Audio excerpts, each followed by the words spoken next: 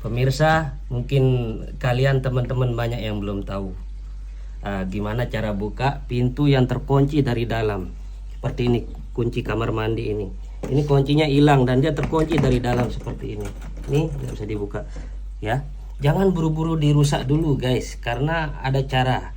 Caranya mudah sekali. Kalian cuma butuh kartu ATM atau kartu seperti ini yang keras. Ya, ini kartu lote. Oke, kita praktekin gimana cara bukanya, gampang sekali. Mari lihat lebih dekat ini. Mungkin teman-teman banyak yang belum tahu ya. Tinggal dimasukkan aja seperti ini. Ini kan terkunci nih. Tinggal kalian selip dia di bagian yang ini ya. Dorong. Ini.